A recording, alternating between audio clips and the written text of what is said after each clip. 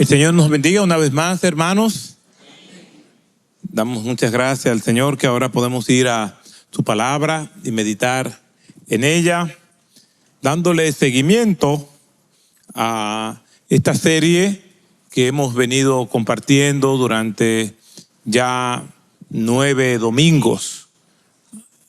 He tenido que hacer algunas pausas porque he tenido que cumplir compromisos en otros lugares, pero esta es la entrega número 9 de esta serie que tiene que ver con el propósito por el cual Cristo vino aquí a este mundo.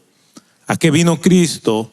Y este texto que ha servido de plataforma, pues nos habla de esa misión de Cristo que está íntimamente ligada, vinculada a lo que es la misión de la iglesia.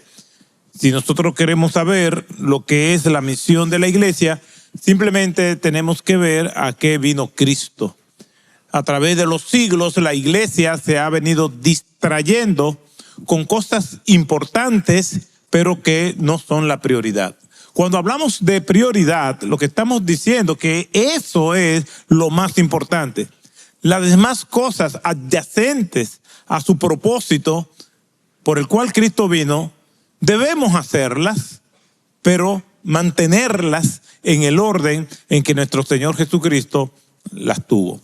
Así que nuevamente les invito a que vayamos a Marcos capítulo 1 y vamos a estar leyendo estos dos textos por 9ª ocasión dentro de esta serie. Marcos capítulo 1, versículos 38 al 39. Y dice la Escritura de la siguiente manera: y Él les dijo, nuestro Señor Jesucristo, vamos a otro lugar, a los pueblos vecinos, para que predique también allí, y porque para eso he salido. Y fue por toda Galilea, predicando en sus sinagogas y expulsando demonios. Gracias te damos, Señor, por tu palabra. Una vez más te rogamos que nos permita compartirla con fidelidad, con claridad, con notoriedad, y que a pesar de mis limitaciones, esta palabra tuya pueda penetrar a las profundidades de nuestras almas y surtir bajo la dirección de tu Espíritu los cambios, y que podamos entenderla y vivirla. En el nombre de Jesús. Amén. Es importante que entendamos el propósito por el cual vino Cristo. ¿Por qué? Porque si eso lo vemos como ha sido nuestra intención de compartir estos sermones, es precisamente eso, para que eso nosotros lo tengamos bien claro. Cristo vino a buscar y a salvar lo que se había perdido. El propósito por el cual Cristo vino fue para que nosotros entendiéramos que tenemos una oportunidad de salir de esa sentencia judicial que hay en contra de todo ser humano desde su nacimiento. Y esa sentencia es que nacemos perdidos, que nacemos separados de la gloria de Dios, que nosotros no tenemos ningún tipo de esperanza ni de posibilidad, ni siquiera remota, de poder tener salvación por nuestros propios medios. La Biblia establece claramente que nosotros somos salvos por gracia, que el Señor nos escogió desde antes de la fundación del mundo por el puro afecto de su voluntad, que Él se fijó en nosotros y nos dio esa salvación. No había forma de que el ser humano pudiera, si encontráramos una palabra que pudiera expresarlo, autosalvarse. No hay forma. Alguien puede decir, sí, pero yo busqué de Dios. Sí, tú buscaste de Dios porque Dios te buscó primero. Dice la Escritura que el Señor vino a buscar y a salvar.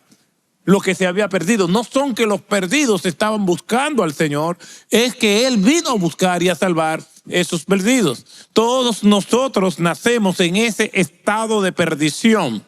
Y la Escritura describe la condición del ser humano sin Dios como un esclavo, como alguien que no conoce la verdad, como alguien que está muerto espiritualmente. Por lo tanto, esa persona tendrá que tener un llamado externo, porque está muerto espiritualmente. El muerto no puede entender. La Escritura dice en 1 Corintios 2:14, porque el hombre natural, refiriéndose al ser humano que no tiene al Señor en su vida, porque el hombre natural no percibe las cosas que son del Espíritu de Dios, porque para él son locura y no las puede entender porque se han de discernir espiritualmente. Dice, no las puede entender. Por más que le expliquemos a alguien el evangelio, si el Señor no hace que esa persona entienda por medio de su Espíritu Santo que convence de pecado, no va a creer. Todos los que hemos creído en Jesucristo estábamos en una celda, estábamos en un ataúd, muertos y presos de nuestros delitos y pecados. Y el Señor entonces tuvo misericordia de nosotros, nos hizo entender el evangelio, nos convenció de pecado y por eso es que somos salvos. Y ese es el mensaje principal del evangelio de Jesucristo. Y como decíamos la semana pasada, precisamente apelando a este texto que hemos venido compartiendo de Marcos capítulo 1, 38 al 39. Pero Jesús se fue a otros lugares y encontramos otros pasajes que Jesús también sanaba personas. Sí, eso es verdad. Y veíamos que en los evangelios encontramos 48 milagros de sanidades hechas por nuestro Señor Jesucristo. En Mateo encontramos 17, en Lucas 16, en Marcos 12, pero si sumamos la que hicieron los discípulos serían 13 y en Juan 3, para un total de 48 o 49 si incluimos a los discípulos. O sea, Cristo prestó atención a los enfermos. Hizo milagros relacionados con la sanidad del cuerpo, porque para el Señor eso es importante. El Señor se compadece integralmente. No estamos diciendo que no. No estamos diciendo que no tener salud, que tener salud no sea importante. No estamos diciendo eso. Lo que estamos diciendo es que a través de la historia, algunos movimientos eclesiásticos, algunas iglesias, le han prestado tanta atención a la condición material del ser humano que se han olvidado del propósito por el cual Cristo vino. La prioridad es la proclamación del evangelio. Ahora, esto no significa que Cristo no prestara atención a otras cosas. Y por eso, pues, estamos haciendo esta aclaración. Porque el otro extremo sería, bueno, la prioridad de Cristo es la proclamación del evangelio. No me interesa la condición humana, no me interesa la condición material de la gente. Y entonces podemos desviar la mirada y distorsionar el evangelio. ¿Por qué? Porque si bien es cierto que la prioridad de Cristo es la proclamación del evangelio, su propósito fue redentor. Si bien es cierto entonces que la misión de la iglesia es la proclamación del evangelio, no es menos cierto que podemos irnos a otro extremo y volvernos indolentes y sin compasión con el que está sufriendo. La Biblia nos manda a orar por los que están pasando por alguna situación de enfermedad. Santiago capítulo 5 versículo 14, como veíamos la semana pasada. ¿Está alguno enfermo entre vosotros? Que llame a los ancianos, a los pastores de la iglesia, y que ellos oren por él ungiéndolo con aceite en el nombre del Señor. Y eso lo explicamos la semana pasada. Y tercera de Juan, capítulo 2, solamente tiene un solo capítulo. Tercera de Juan, dice Juan que le escribe y le dedica esa epístola a su amigo Gallo, Amado, ruego que seas prosperado en todo, así como prospera tu alma, y que tengas buena salud. El tener buena salud es una bendición de Dios. El observar y dar los pasos y vivir para tener una buena salud también es una bendición de Dios. Y cuando Dios nos sana de una manera milagrosa o nos sana a través de la ciencia, a través de los médicos, también es una bendición de Dios. Y debemos darle la gloria al Señor por eso. ¿Por qué? Porque hay personas que tienen los mejores médicos y los mejores medicamentos y no se sanan. ¿Por qué? Porque el Señor es el que tiene la última palabra en esto. Y no solamente tiene la última palabra en esto, sino que Él es soberano, porque no todas las personas en el tiempo de Cristo fueron sanas. ¿Por qué? Porque el Señor administra esto como Él quiere. El decir que si tú tienes fe te vas a sanar, es importante la fe, pero no es lo determinante. Lo determinante es lo que Dios quiere. Si mi fe coincide con la voluntad de Dios, entonces sí, yo me voy a sanar. Pero si no es la voluntad de Dios sanarme, entonces ahí es donde se complica más en términos humanos, porque quisiéramos el bienestar físico. Y en eso hay una parte endosada. Nosotros tenemos que cuidarnos, tenemos que cuidar nuestra salud. Y si después de cuidar nuestra salud, de no haber sido negligentes, nos enfermamos, pues bendito sea el nombre del Señor. Pero podemos citar, por ejemplo, el paralítico de Betesda en Juan capítulo 5. Dice la Escritura que había una multitud de enfermos allí en aquel estanque, una descripción dramática de la condición humana. Yacían allí de día y de noche esperando una leyenda. Y esta gente tenía fe, pero una fe equivocada. Podemos tener mucha fe y tener mucha convicción de algo y aún así estar en el error. Y el Señor, de toda esa multitud que había allí, solamente sanó a uno. Y le dijo, ¿quieres ser sanado? Tenemos que orar a Dios para que nos dé salud. Pero también debemos estar preparados para el sí de Dios, que es lo que normalmente nosotros queremos. Sí, sáname. Pero tenemos que estar preparados también para el no de Dios. Jehová Dios, Jehová quitó, sea su nombre bendito. Entonces, la prioridad de la iglesia es la proclamación del evangelio. Pero la proclamación del evangelio como prioridad no quita, ni en el ministerio de Cristo, ni lo que es la misión de la iglesia, anula la compasión. Tenemos que tener compasión y Cristo nos modela la compasión. ¿Y qué significa compasión? Tanto en el Antiguo Testamento como en el Nuevo Testamento. Y la palabra que se usa en el Antiguo Testamento como compasión tiene que ver con el vientre. En el Nuevo Testamento es un término que tiene que ver con las entrañas del ser humano, de nuestro cuerpo, con nuestro interior. Y cuando vemos que dice que Jesús tuvo compasión, es que eso Él lo sintió físicamente. Lo sintió en su cuerpo cuando veía a la persona en riesgo, sea cual fuera. Esto se les removían las entrañas, se le movieron las tripas, pudiéramos decir. O sea, es un nivel de empatía tal que tenía la capacidad de ponerse en las condiciones en que estaba el otro. La compasión es lo que nos lleva a ponernos la piel del otro y a calzar sus zapatos y vivir la experiencia que el otro está viviendo. Sobre todo en un mundo de tanta indiferencia y de tanto egoísmo, donde El otro no, nadie sufre por el dolor ajeno.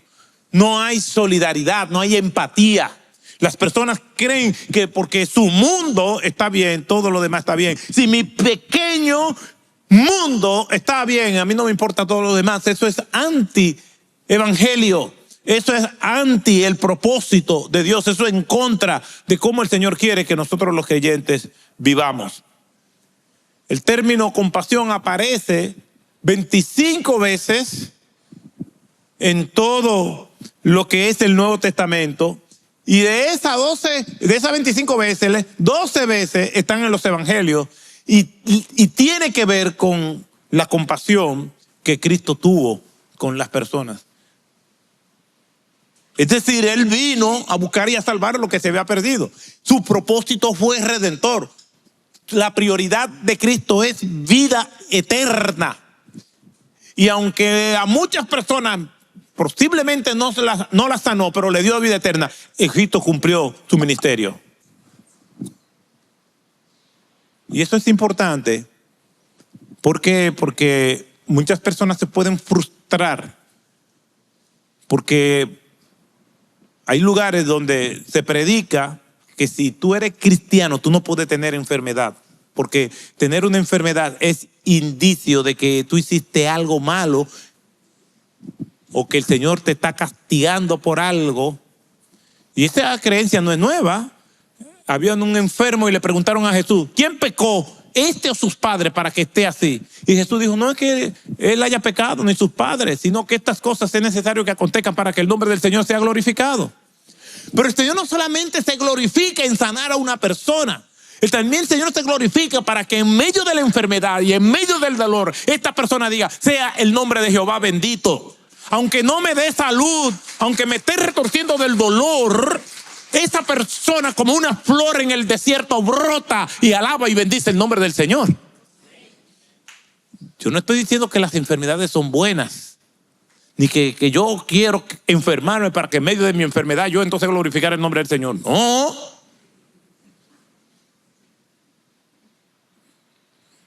Lo que estoy diciendo es que como quiera, el Señor es glorificado o debe ser glorificado. Nosotros vamos a las Escrituras y nosotros vemos cómo el Señor tiene compasión. Aunque su prioridad fue la proclamación del Evangelio. Aunque su propósito fue redentor. Y esa debe ser la misión de la iglesia.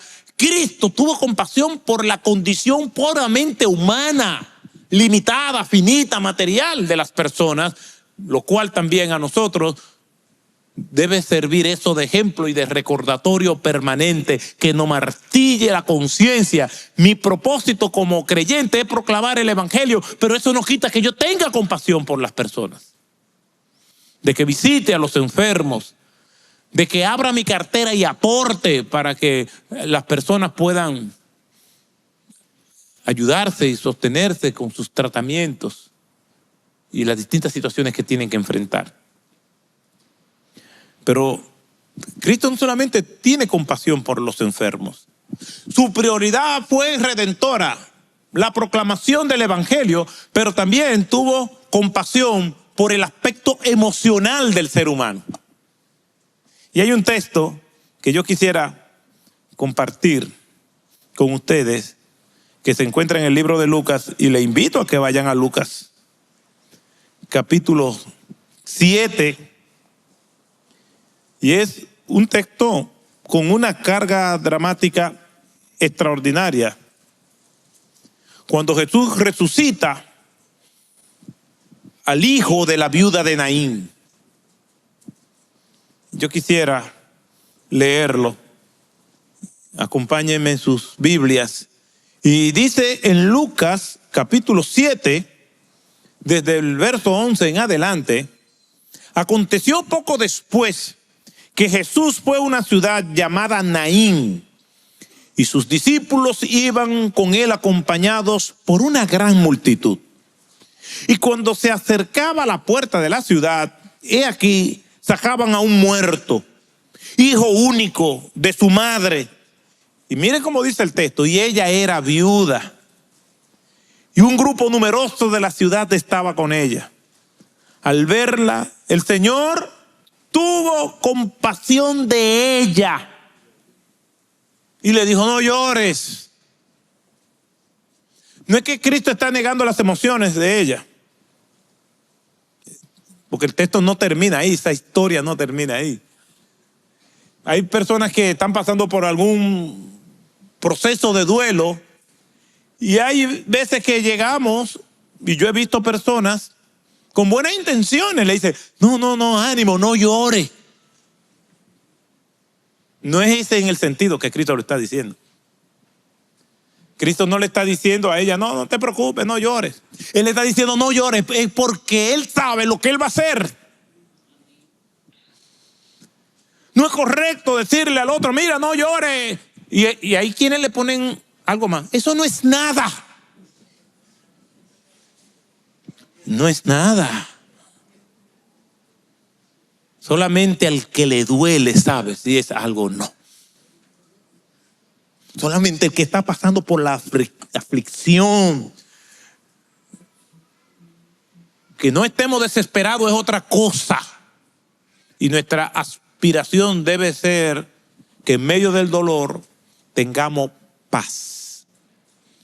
Le pregunté a una hermana una vez por algo que ella estaba pasando y esa fue su respuesta: yo tengo dolor, pero tengo paz. Y Jesús le dice a la viuda: no llores. ¿Por qué le dice que no llores? Sigamos con la historia. Y acercándose, tocó el féretro, y los que lo llevaban se detuvieron, y Jesús le dijo: joven, a ti te digo, levántate, no llores, porque yo lo voy a resucitar. Pero Jesús no lo dice, simplemente dice: no llores, como un acto de fe. No sabemos si ella lloró o no, si ella dejó de llorar.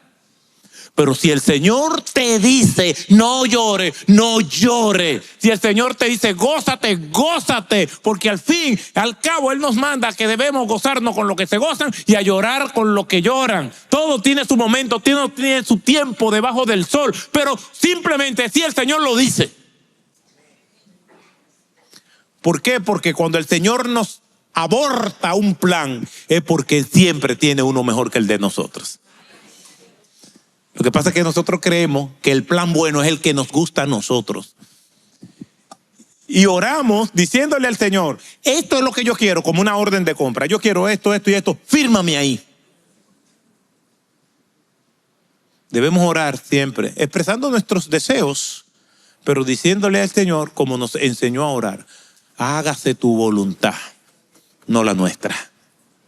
Y si le oramos al Señor para que haga su voluntad, entonces ¿por qué nos molesta cuando nos dice no? Y no estábamos orando diciendo que sea tu voluntad. ¿Cómo debemos pedir? Nosotros firmamos y le decimos al Señor: pon ahí lo que tú quieras. Las peticiones de los cristianos no se escriben con bolígrafo, sino con lápiz, para que se puedan borrar. Y el Señor lo resucitó, pero aquí nos dice el texto que Jesús tuvo compasión de ella. La condición emocional de aquella mujer era devastadora. El texto nos dice dos cosas interesantes que nosotros debemos tomar en cuenta. Primero, nos dice que era viuda en aquel tiempo. O sea, que su esposo lo había perdido. Pero en adición a esa aflicción, ahora pierde el hijo, su única esperanza humana. Y eso conmocionó toda la ciudad. Y todo el mundo estaba con ella, consolándola, porque sabía de esta tragedia. Porque no podemos decir otra cosa. Y ella oraba desconsoladamente, porque se quedaba sola. Esta historia que le voy a decir, la digo con el permiso de los hermanos para contarla. Resulta que una familia de aquí de la iglesia perdió a su hija. Vienen 2 hijos. Y la hija, el Señor se la llevó cuando tenía 15 años recién cumplidos. Cuando me dan la noticia, y que conste, estoy diciendo esta historia con el permiso de ellos. No solamente con el permiso de que sí, dígalo, pastor. Ay, sí, pastor, comparte esta historia. Que son la hermana Aura, el hermano Juan Tomás.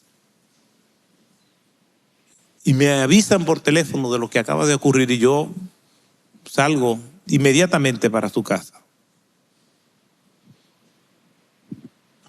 Y allí nos encontramos todavía con la situación.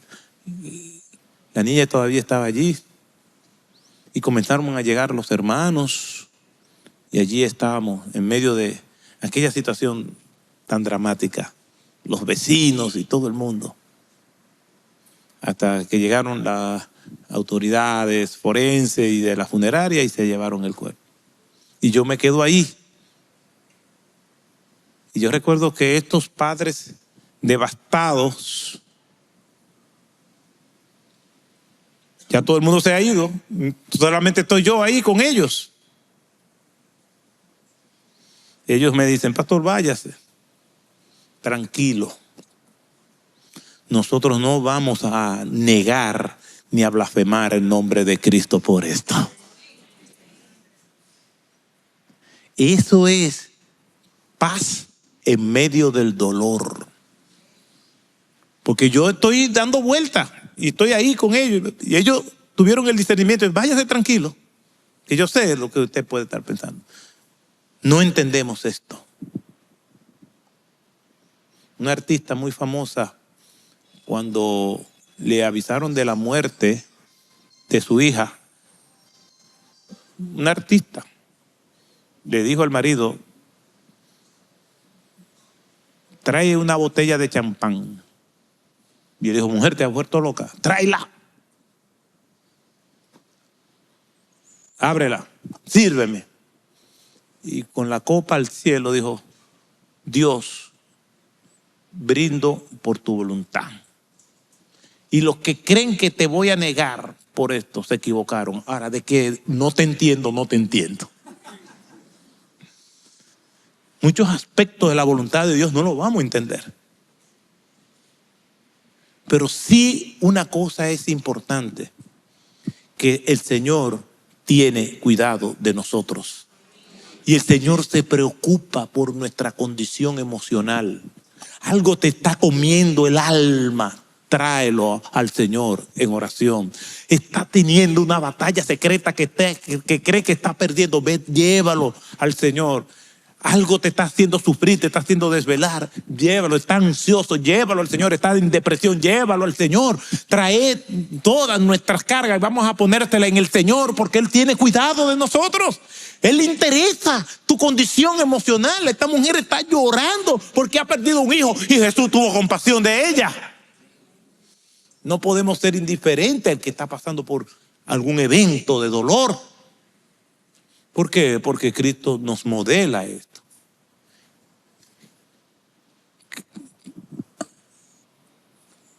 La palabra de Dios nos enseña que ese ejemplo de Cristo debemos imitarlo. Él nos dice, véanme a mí, aprendan de mí, imítenme a mí, que soy manso y humilde de corazón. El apóstol Pablo dice, sé pues imitadores de mí como yo de Cristo. Pregúntale a la gente, ¿cómo te sientes? Esto es importante. ¿Cómo te sientes? No creas que porque tú estás bien o porque estás en un buen momento, todos los demás están. Y si te preguntan cómo está, contesta. Porque entonces el otro lado es que hay quienes tienen una máscara y quieren fingir que todo está bien. Y no siempre todo está bien. Hay momentos donde tenemos que hablar y decir, mira, me siento mal por esto, ora por mí. Esto no es indicador de debilidad. El débil es el que se queda callado y no habla de sus luchas y sus batallas. Jesús tiene compasión por la condición emocional de las personas y Jesús tiene compasión por los hambrientos. Mateo capítulo 15, versículo 32, dice: entonces Jesús, llamando junto a sí sus discípulos, les dijo: tengo compasión de la multitud. No son los discípulos. Los discípulos estaban en un proceso de aprendizaje. A Cristo le tomó 3 años entrenarlos. Por eso Cristo le modela. Y aquí el texto lo que dice es Jesús llamando a sus discípulos: vengan acá. La multitud tiene 3 días en el desierto. Se le agotó la comida y ya se terminó el evento, esa conferencia de 3 días. Y Jesús le dice a sus discípulos: tengo compasión de la multitud porque ya hace 3 días que están conmigo y no tienen que comer. Ya se había terminado el culto. Y dice el Señor: no quiero despedirlos sin comer. No es una iniciativa de ellos. Pero claro, no se lo vamos a tomar en cuenta porque ellos estaban en un proceso de aprendizaje. Jesús le estaba modelando. Oye, no sea indiferente, no seamos indiferentes. Hay gente que no preguntan porque creen que porque no pregunten van a estar absueltos delante del Señor o libres de alguna culpabilidad. No. El Señor nos llama a preguntar. Nehemías capítulo 1 nos dice que Nehemías, hijo de Acalías, estaba yo en Susa, capital del reino, y le pregunté a Hanani, uno de mis hermanos, que cómo estaba Jerusalén. Y la respuesta no se hizo esperar. Hanani le dijo: los que quedaron y pudieron escapar de la cautividad están en gran dolor y afrenta. Los muros derribados y las puertas de la ciudad quemada por el fuego. Él preguntó, ahí está la respuesta. Por eso muchas veces no queremos preguntar. Porque cuando preguntamos, ¿qué vas a hacer con la respuesta que te dé la gente? Hay que ser compasivos por la condición material de la gente.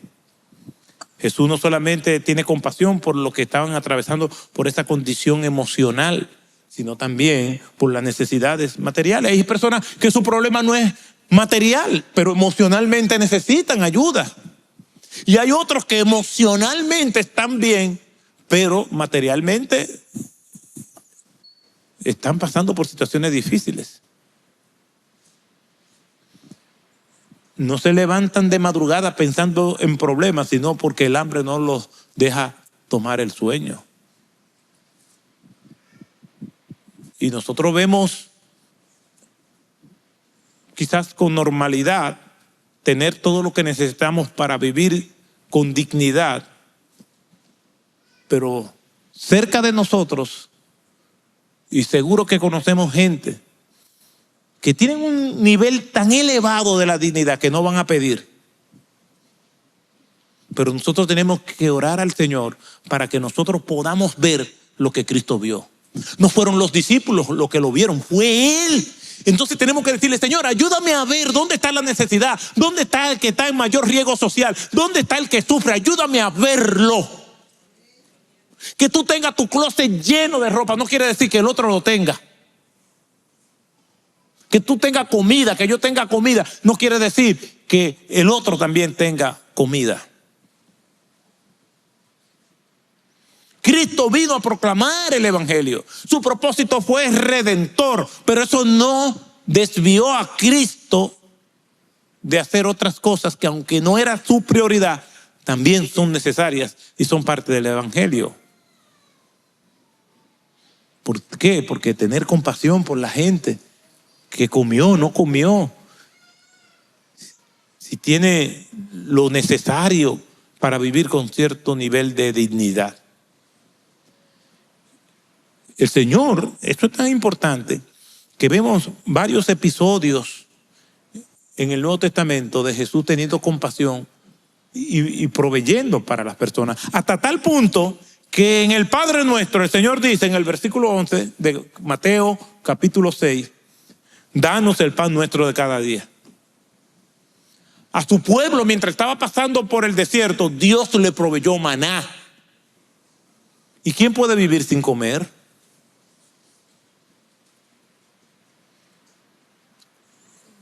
No solamente predica el evangelio con tu voz y tu testimonio, sino también imita a Cristo, imitemos a Cristo.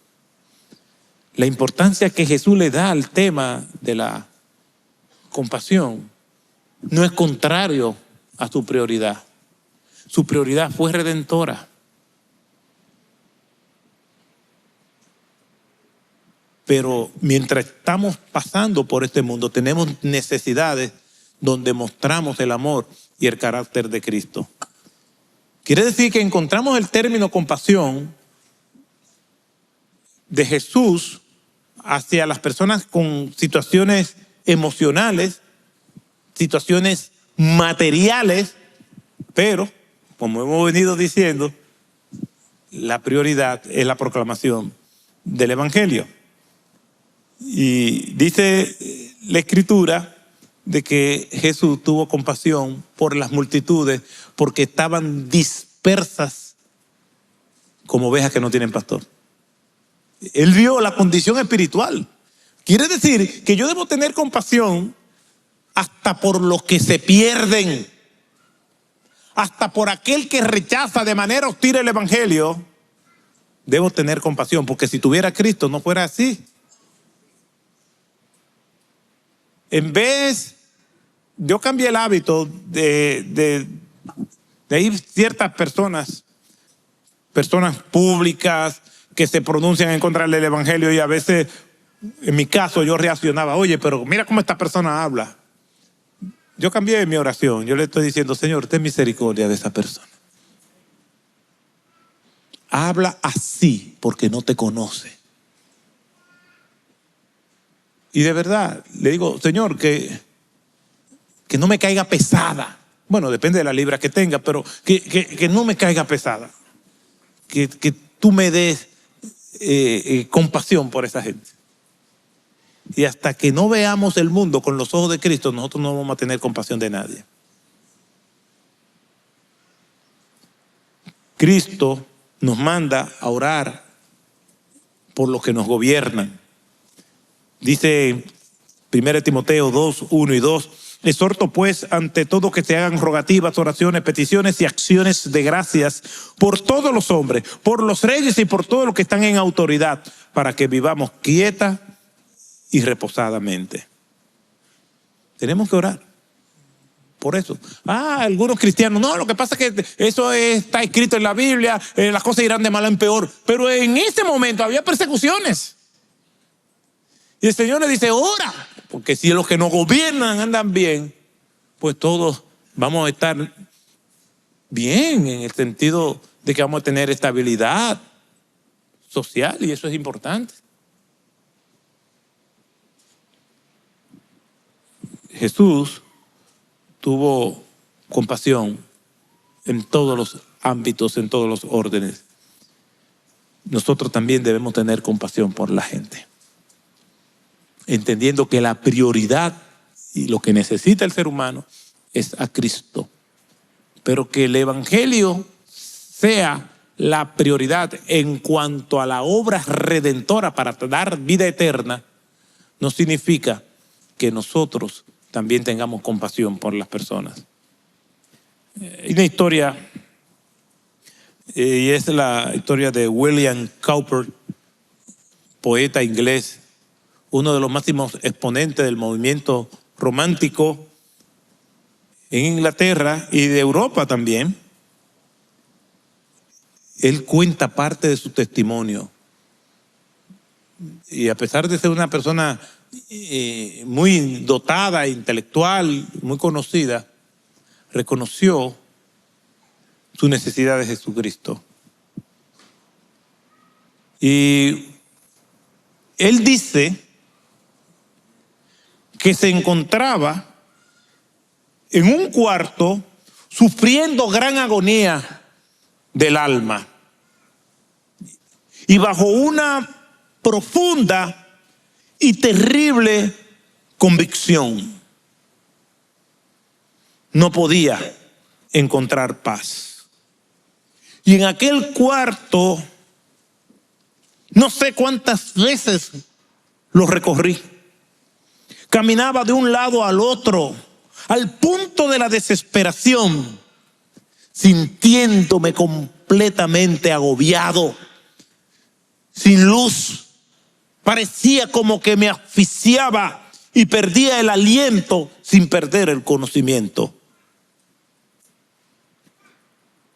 En completa desesperación me senté en una silla frente a la ventana del cuarto. Y allí, de manera providencial, vi una Biblia. Así que la tomé, la abrí y encontré este texto del versículo 5 del capítulo 3 del libro a los Romanos. Al leerlo, de inmediato recibí el ánimo y el poder que parecía no tener. Los rayos del sol de justicia cayeron sobre mí en toda su plenitud. Yo vi la completa suficiencia de la expiación. Pude entender el por qué Cristo vino y ha forjado mi perdón y toda mi justificación. En un instante yo creí y recibí la paz del Evangelio. Sí, el brazo de Dios me abrazó, me sustentó.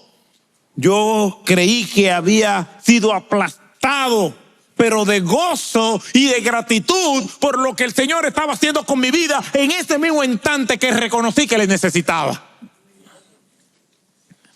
Mis ojos estaban llenos de lágrimas. Estaba ahogado en mis propias palabras que no podía expresar. Yo solamente desde la ventana podía mirar al cielo en silencio y en amor a Dios. Este testimonio es impresionante porque habla de lo que solo Dios puede dar. Y es salvación. Y es vida eterna. Y es interesante porque este es un testimonio más. Me encontraba en agonía, dice Cowper. Y termina diciendo, ahora estoy aplastado, pero de gratitud y de gozo. Y eso solamente lo da Dios. Ese gozo que Dios da, lo tiene reservado para aquellos que le reciben como el Señor y Salvador de sus vidas. Ese es el mensaje de Jesucristo y esa es la misión de la iglesia.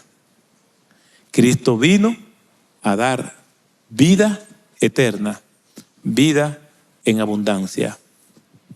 Y todo aquel que cree en Cristo tiene esa vida.